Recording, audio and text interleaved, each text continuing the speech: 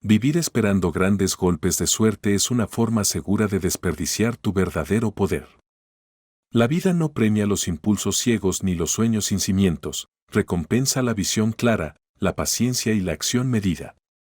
La prudencia no es miedo ni resignación, es la inteligencia práctica que convierte la inspiración en realidad concreta.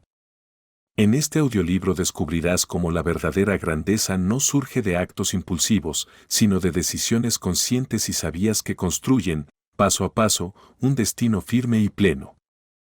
Aquí aprenderás a dominar el arte de actuar con propósito, a equilibrar tus ideales con la realidad y a transformar cada oportunidad en un avance real hacia tus sueños. Pero antes de empezar, suscríbete al canal para seguir recibiendo ideas que despiertan tu poder interior, fortalecen tu mente y te acercan, cada día, a la vida que mereces construir. Y ahora sí, empecemos. ¿Qué derecho tengo yo a hablar sobre la prudencia si apenas tengo un poco y encima del tipo más negativo? Mi forma de ser prudente no consiste en saber hacer bien las cosas o arreglar los errores con gracia, sino más bien en evitar complicaciones y no usar ciertos métodos. No soy de los que saben gastar el dinero con cabeza, ni un genio organizando mis cosas, y si alguien ve mi jardín, se daría cuenta de que parece que tengo otro en el que de verdad me esfuerzo.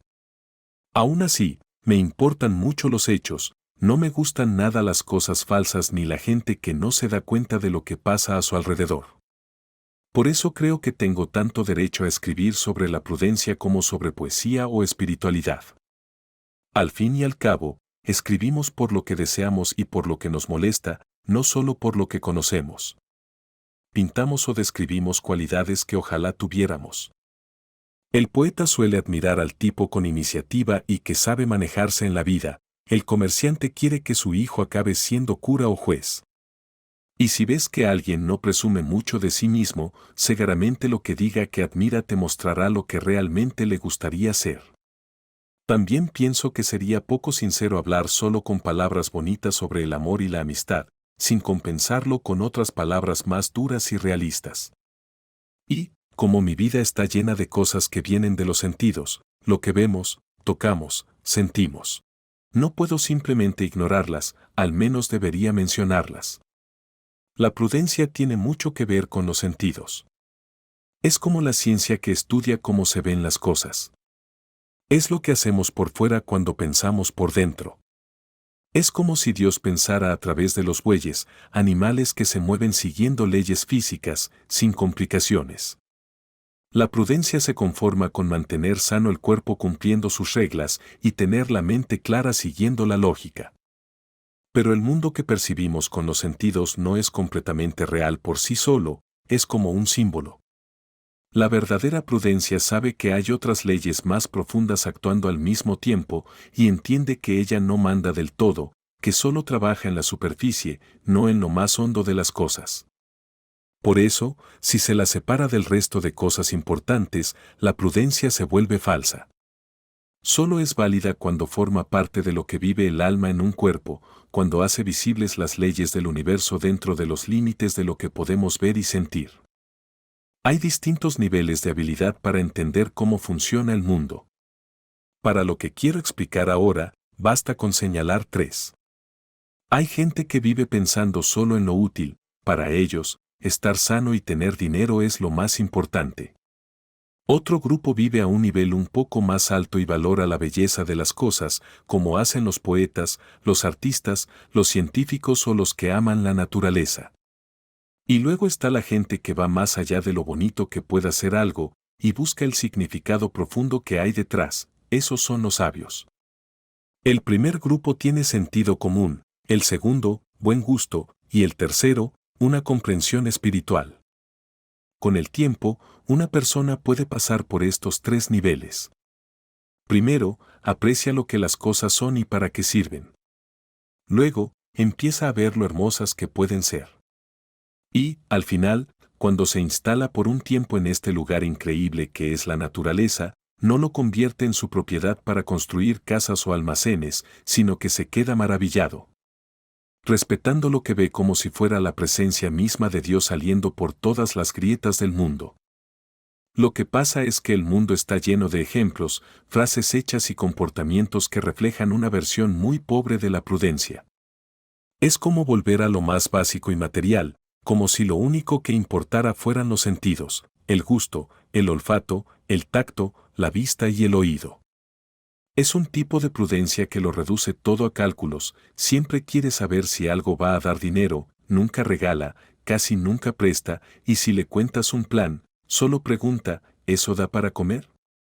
Es una especie de enfermedad que te hace centrarte tanto en lo físico que acabas perdiendo lo esencial, lo que de verdad te hace estar vivo por dentro. Pero cuando una persona se cultiva, o sea, cuando se forma de verdad y entiende el sentido profundo del mundo, se da cuenta de que lo importante no es la salud o el cuerpo en sí, sino que todo eso son solo medios. Herramientas para llegar a algo mayor, la perfección del ser humano. Entonces ve que la prudencia no es una virtud separada, sino simplemente lo que pasa cuando la sabiduría y la virtud se aplican a la vida física, a las cosas del cuerpo. La gente cultivada habla y piensa así, como si tener una gran fortuna, conseguir algo importante para la sociedad, tener influencia o incluso comportarse con elegancia no fueran más que señales de una gran fuerza interior.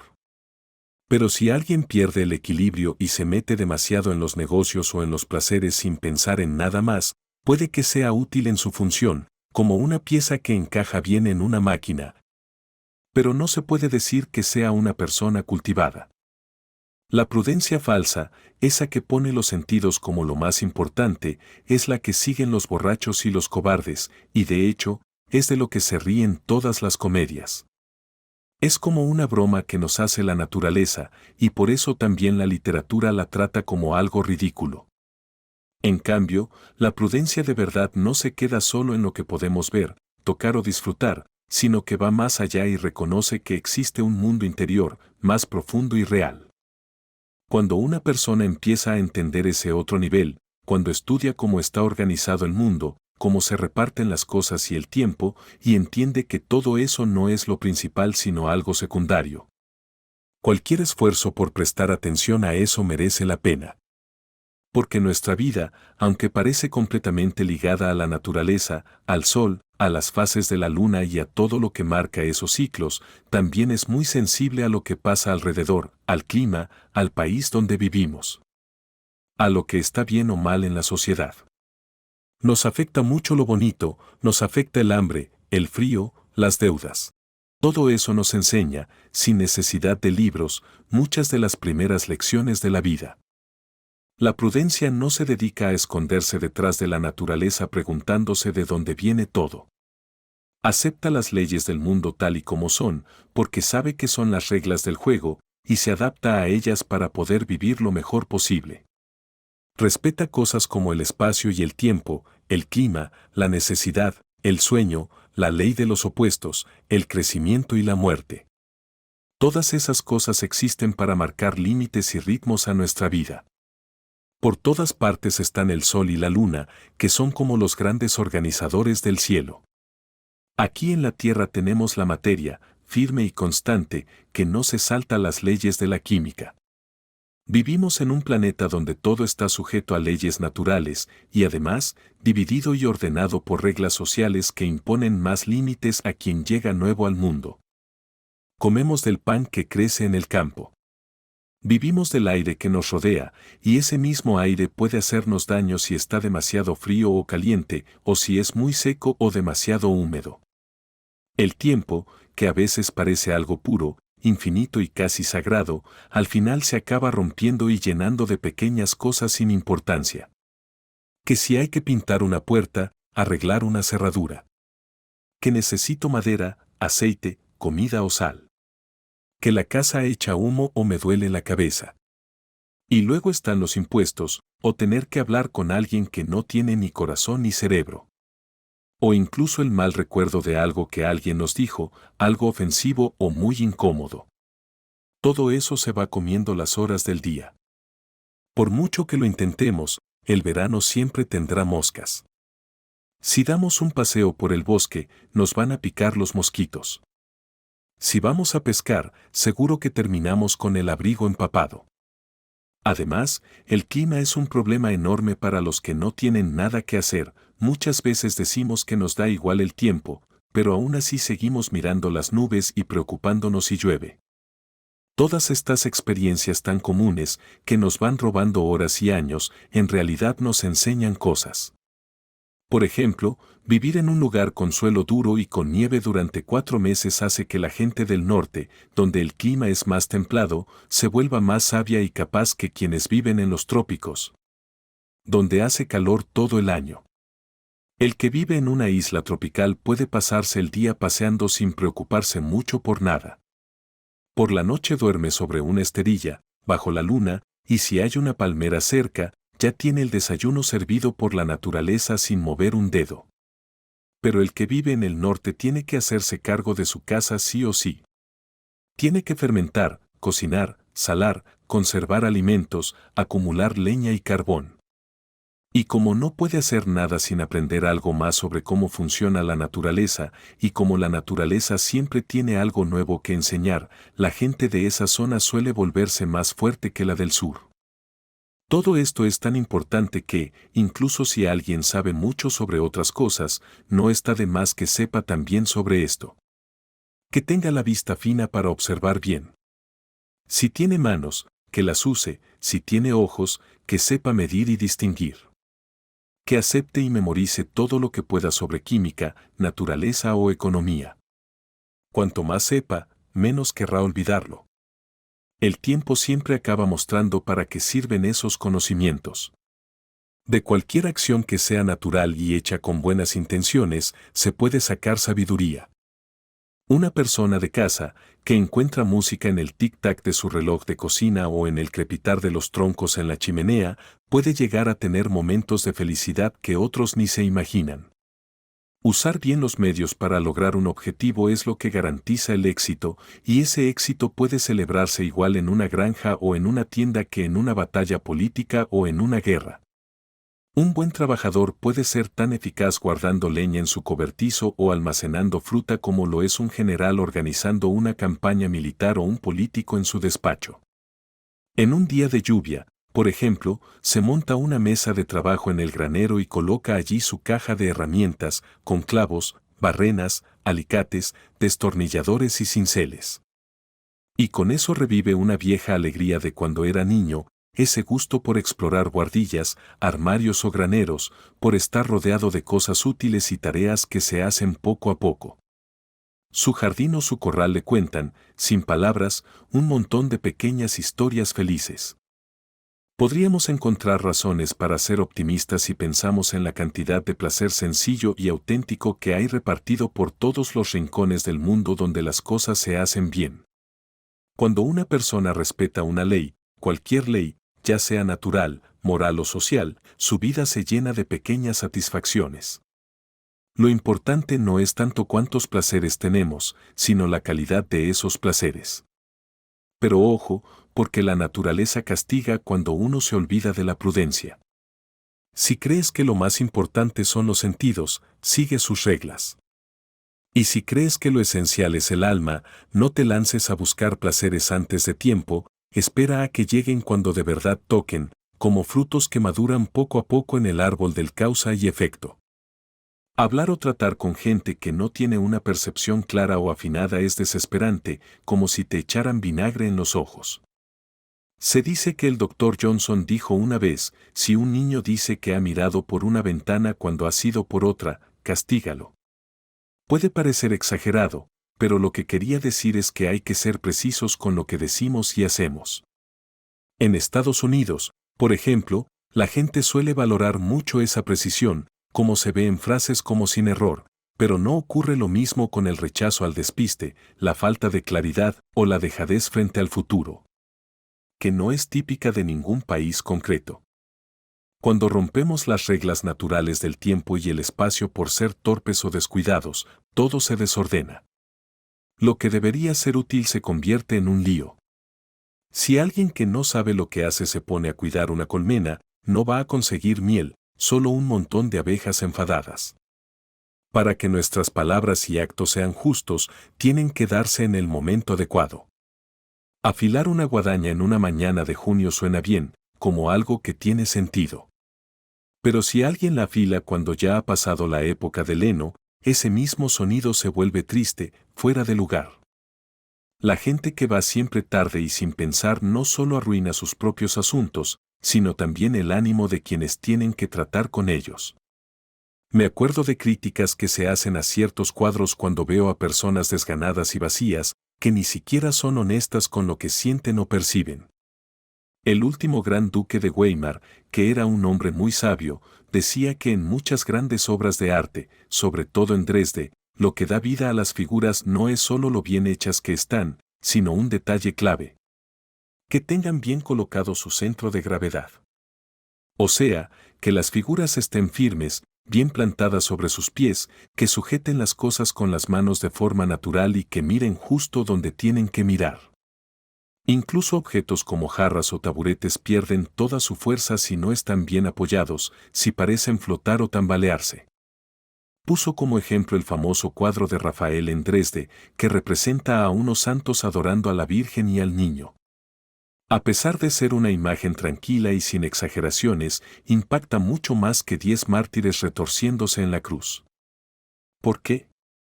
Porque además de ser bellísimo, todo está colocado con una perfección absoluta, en equilibrio. Esa misma firmeza y claridad es la que deberíamos exigir en la vida. Que la gente esté bien plantada en la realidad, que no anden flotando o perdidos. Que sepamos dónde encontrarlos, que puedan distinguir lo que vivieron de lo que solo imaginaron. Que llamen a las cosas por su nombre, que nos digan hechos, y que confíen en lo que perciben, siendo honestos con sus propios sentidos. ¿Quién se atrevería a juzgar a otro por no ser prudente? ¿Y quién puede decir que lo es de verdad? Incluso los hombres que consideramos los más sabios o grandes son una minoría muy pequeña en todo el mundo. Hay como una desconexión grave entre nosotros y la naturaleza, hemos cambiado tanto nuestra forma de vivir, que parece que las leyes naturales van en contra nuestra. Y tal vez por eso todo el ingenio y la virtud del mundo se han puesto en marcha para intentar encontrar soluciones, para buscar una reforma. No deberíamos preguntarnos, desde la máxima prudencia, por qué cosas como la salud, la belleza o el talento parecen ser la excepción y no la norma entre los humanos. No entendemos bien cómo funcionan las plantas, los animales ni las leyes de la naturaleza simplemente porque nos sintamos conectados a ellos. Eso sigue siendo más bien un sueño de poetas. Lo ideal sería que poesía y prudencia fueran de la mano. Los poetas deberían ser también legisladores, es decir, su inspiración no tendría que quedarse en palabras bonitas o rebeldes, sino servir para guiar las leyes, organizar la sociedad y el trabajo diario. Pero ahora parece que eso es imposible, como si estuvieran completamente separados. Nos saltamos una ley tras otra hasta acabar hechos polvo, y cuando de casualidad vemos que algo tiene sentido y que la realidad encaja con la razón, nos sorprende como si fuera un milagro. La belleza debería ser algo natural en todos, como lo es sentir, pero en realidad es algo raro. Estar sanos, tener un cuerpo bien formado, debería ser lo normal. El talento, la genialidad, debería pasar de padres a hijos, y cada niño debería nacer con algo especial dentro, con inspiración. Pero eso ya no lo podemos predecir ni asegurar, ni siquiera en las mejores familias.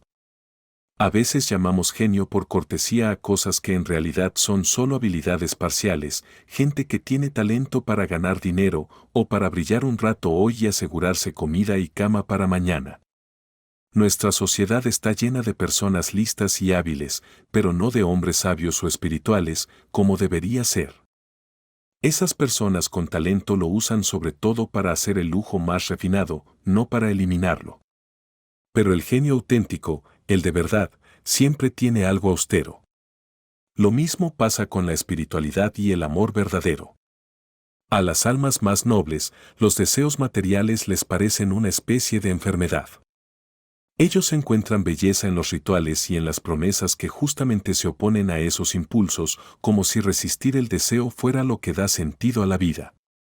Además, nos hemos inventado nombres bonitos para disimular nuestros deseos más sensuales, pero ningún talento justifica perder el control. Hay personas con talento que se creen por encima de esas cosas y minimizan sus excesos como si no importaran porque están entregados a su arte. Pero su arte no les ha enseñado a ser lujuriosos, a emborracharse ni a aprovecharse del esfuerzo de otros. De hecho, su arte pierde valor cada vez que se alejan de lo sagrado y cada vez que les falta sentido común. Cuando alguien dice que desprecia el mundo que supuestamente desprecia acaba vengándose. Quien no valora las cosas pequeñas acaba desmoronándose poco a poco. Es muy probable que el personaje de Tasso, en la obra de Goethe, sea una imagen bastante realista y es así que es una verdadera tragedia. A mí no me parece tan trágico que un tirano como Ricardo III mate a 20 inocentes como que dos personas, como Antonio y Tasso, que en principio parecen buenas, terminen haciéndose daño el uno al otro. Uno vive con los pies en el suelo, siguiendo las reglas de este mundo, y lo hace con coherencia.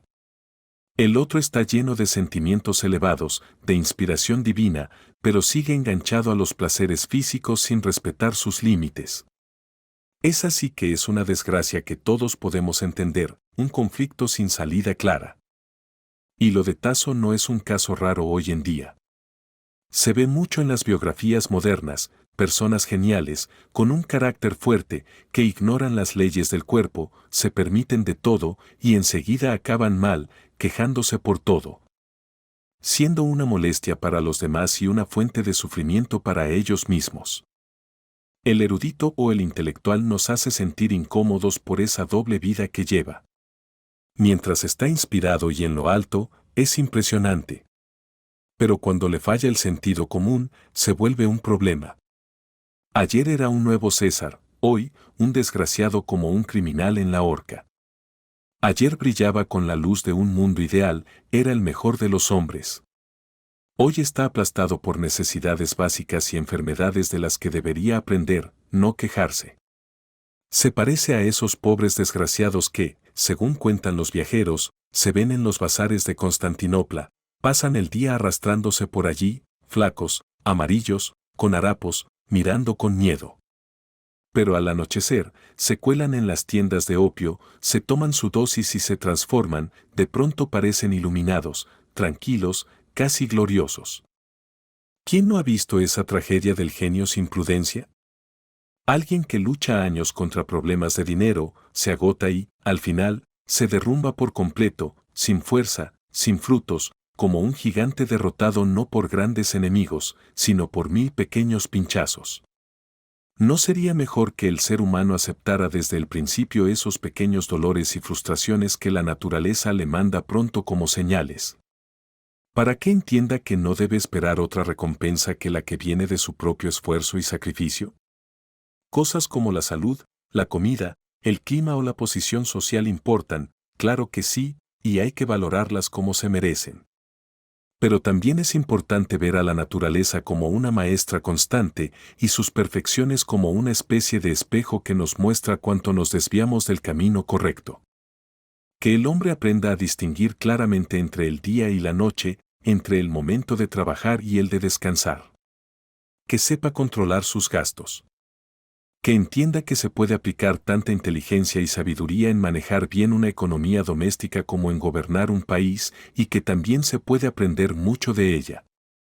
Las leyes del mundo están escritas para él en cada moneda que pasa por sus manos.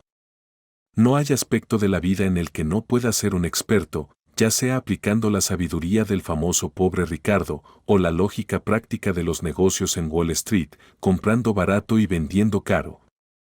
O como el agricultor que planta un árbol con espacio suficiente para que crezca mientras él duerme. También cuenta la prudencia de ahorrar pequeños golpes de martillo, aprovechar bien los ratos libres o reunir pequeñas ganancias. La mirada de la prudencia nunca puede dormirse. Si un herrero guarda el hierro sin usarlo, se oxidará. Si la cerveza no se hace en el ambiente adecuado, se estropea. La madera de los barcos puede pudrirse en el mar o torcerse y romperse si se apila seca durante mucho tiempo.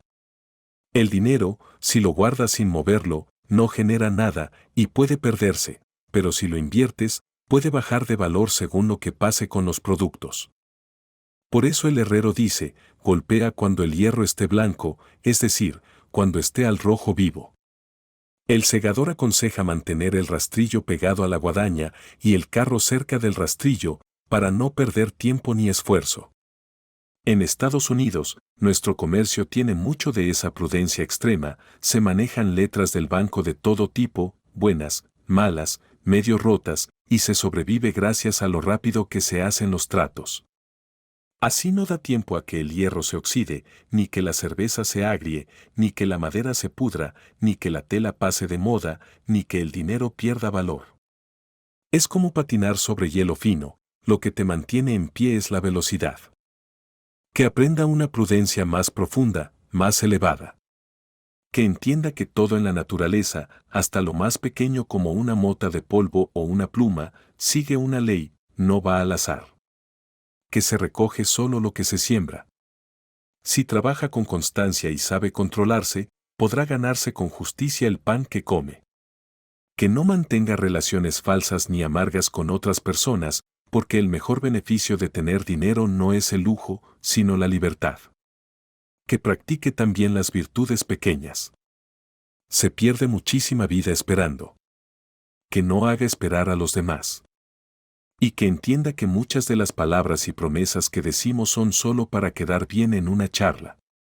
Que las suyas, en cambio, sean palabras con peso, palabras que marcan destino.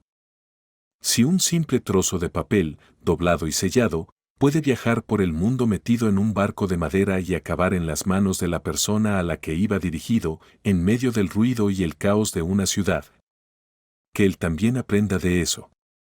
Que entienda que debe unir todas las fuerzas que lo empujan en diferentes direcciones y mantener firme su palabra, por muy frágil que parezca. Que, a pesar de tormentas, distancias y obstáculos, sea capaz de hacer que su compromiso, su promesa, resista el tiempo.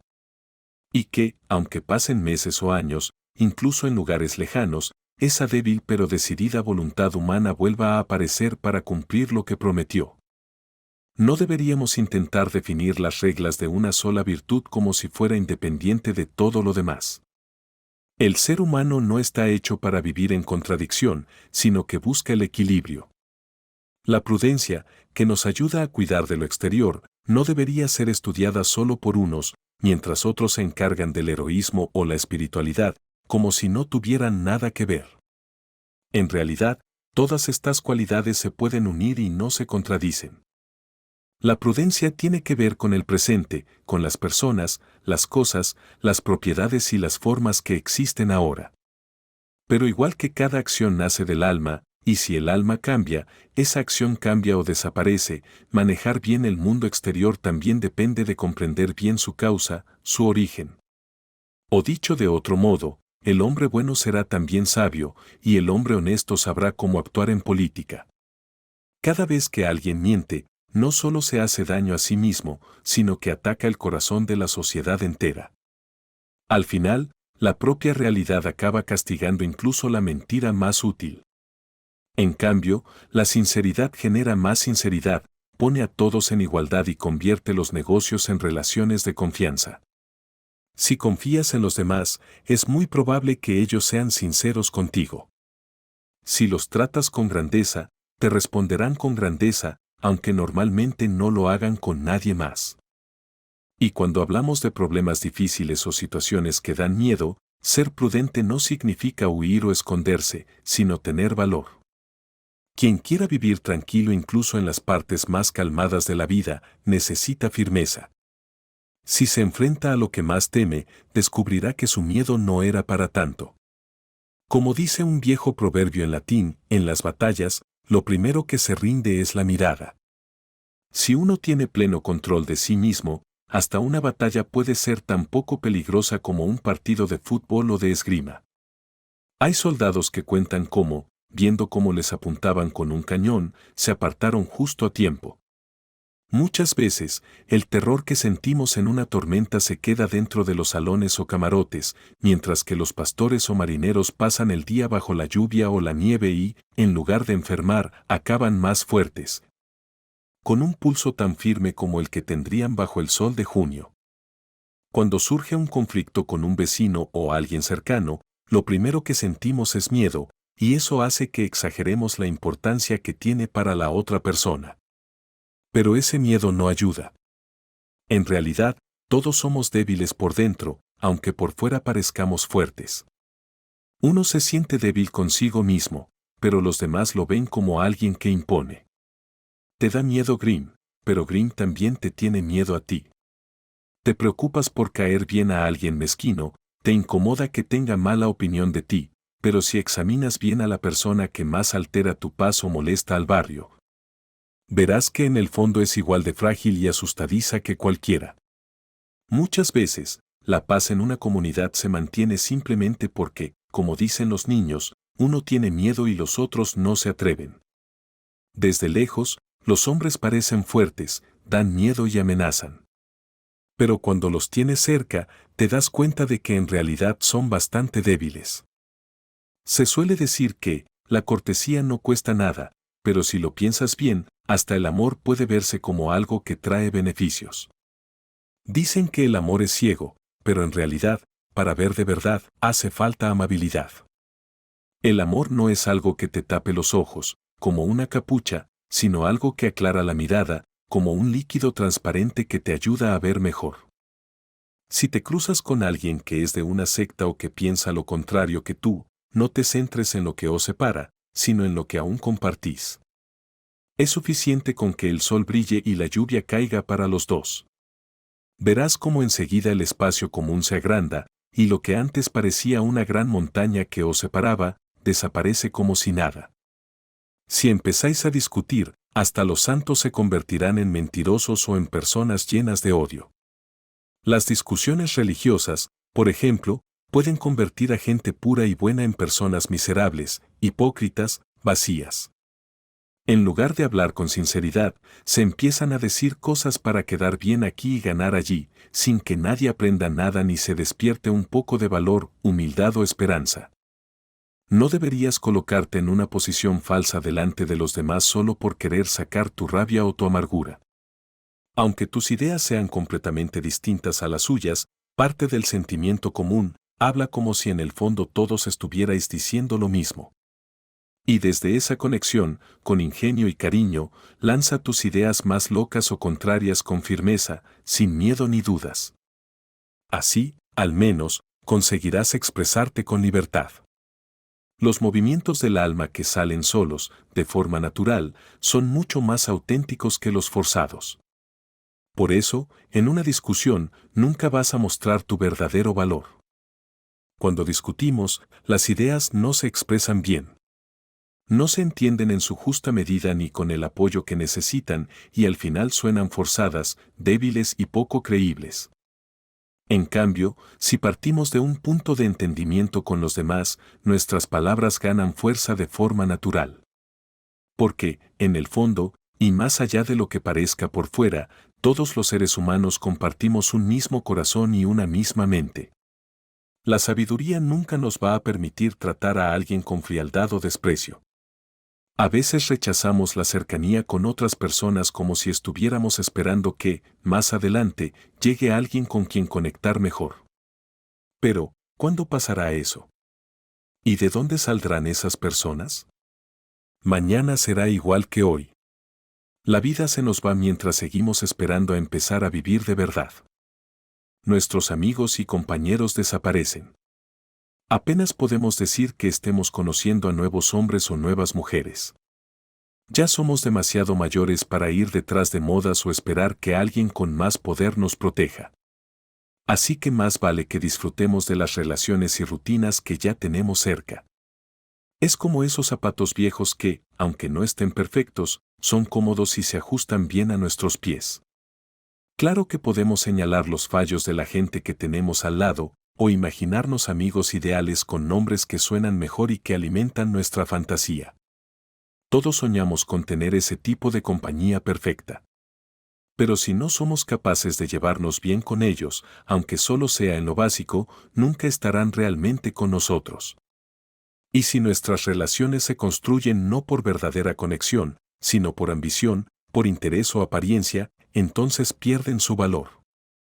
Es como las fresas que, cuando se cultivan en parterres artificiales, ya no saben igual. Así, la verdad, la sinceridad, el valor, el amor, la humildad y todas las demás virtudes acaban estando del lado de la prudencia, que no es otra cosa que el arte de vivir bien el presente y cuidar lo que tenemos ahora. No sé si algún día se descubrirá que toda la materia del universo está hecha de un solo elemento, como el oxígeno o el hidrógeno. Pero lo que sí está claro es que el mundo de nuestras acciones y maneras de vivir está hecho de una misma esencia. Da igual por donde empieces, por el amor, la justicia, la valentía o cualquier otra virtud, si de verdad sigues ese camino, tarde o temprano acabarás, casi sin darte cuenta, repasando lo esencial. Lo que enseñan los 10 mandamientos, las bases de una vida buena. Si te ha gustado este audiolibro y quieres seguir explorando más historias llenas de misterio, conocimiento y enseñanzas que pueden transformar tu manera de ver la vida, suscríbete al canal. Aquí encontrarás más relatos fascinantes que te harán reflexionar, aprender y disfrutar de cada palabra. No te pierdas el próximo audiolibro, porque cada historia es una nueva puerta hacia lo desconocido. Activa las notificaciones y acompáñame en este viaje donde la mente y el misterio se entrelazan para revelar lo que siempre estuvo oculto.